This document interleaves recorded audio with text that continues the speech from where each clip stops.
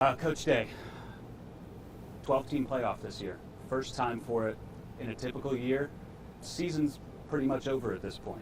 What's it feel like going into this next week? Well, we've known that this was going to be a long season, and I think as you've looked at this season, there's been a lot of changes and ups and downs. I think first off, the Big Ten changed this year. We had some injuries this year. We had the loss early in the, midway through the season at Oregon. And, we learned a lot about ourselves in that game. But, ultimately we wanted to, get into the playoffs. So we're in the playoffs. And there's a lot of teams that aren't in the playoffs right now. We are. And it's because, we've won 10 games. We've lost 2 by, 4 points. And, 2 of those wins were top 5 wins. One of them on a road, and so this team has earned their opportunity to play in the playoffs. And we knew that we wanted to be playing our best ball, so here we are now into the playoffs. And that was the goal, was to get into the playoffs. We certainly had some other things we wanted to get done, but here we are. And our team's excited about it, and we're focused on it. There's only one option at this point, and that's to look forward. Every game you learn something. What did you learn through the last game about yourself and about the team that you're going to use moving forward? Well, I think the first thing is that you're not the same team week 1, week 6, week 12. There's things that change, whether it's injuries, personnel, scheme, and you have to continue to adapt as the season goes on. Every team that is in this playoff is going to have their own things that they need to issues they need to address, things they need to adapt to, whatever those things are be. That's very, very important to us. And we have to make sure that we're maximizing our strengths and that we're minimizing our deficiencies. We also have to make sure that we're all, coaches, players, being accountable to each other of doing their job. And I know that sounds simple, but that's really what it comes down to. And so, all those things were learned coming out of the season. Looking at the offense, slow starts at times this year. Is that something that you're aware of, or is that something that you're focusing on going into this week, is getting in a rhythm quicker?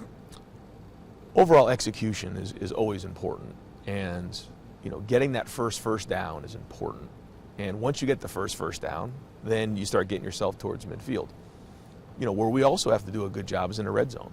And I think that's an example of situational football that when you look at NFL playoff games, it usually comes down to situational football, some sort of 2-minute at the end of the game. How well do you convert in the red zone? Third down, all those types of things. And so, we've got to make sure that we're maximizing every single possession. It doesn't matter if it's the first one or the last one. Tennessee's got some studs on the defensive line, especially, and they've got a lot of them. They run a lot of guys in and out. With the injuries that you've seen on the offensive line, how do you prepare these guys to go out there and see 10, 11, 12 different guys that are always going to be fresh? Well, there's always going to be 4 guys out there. And so, that part isn't what concerns us.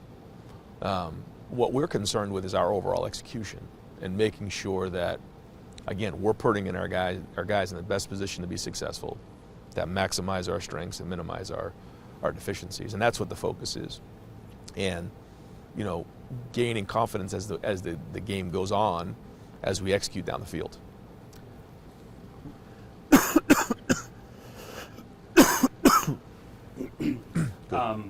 Ross Bjork's been pretty public about his confidence in you and that you'll be here next year.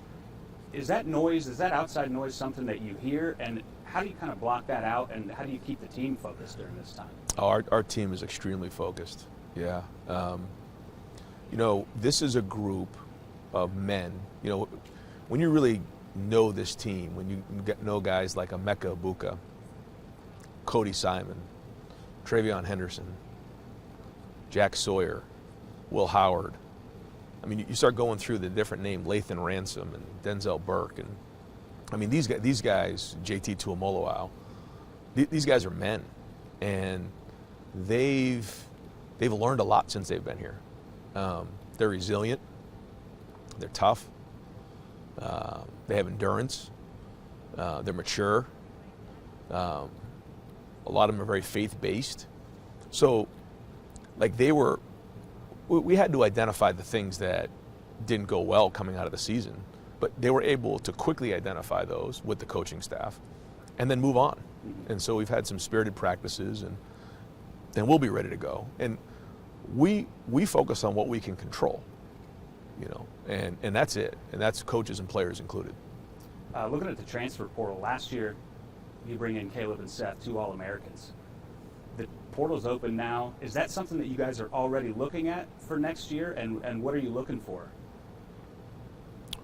So every year it's important for us to try to put the best roster we possibly can together, and that'll be the same thing going into next year. So I think when you look at the playoffs, it's such an exciting time.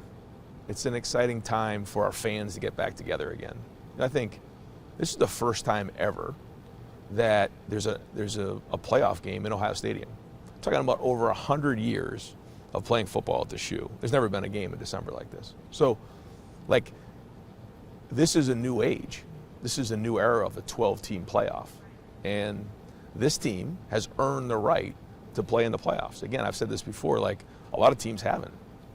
And so, when we have an opportunity to do that in front of our team, we couldn't be more excited about that. We are so focused on that. And, we know how important it is to win every game around here. That's just how it goes. And I think our fans are excited about getting back together, and I know our players are going to be excited about playing this game.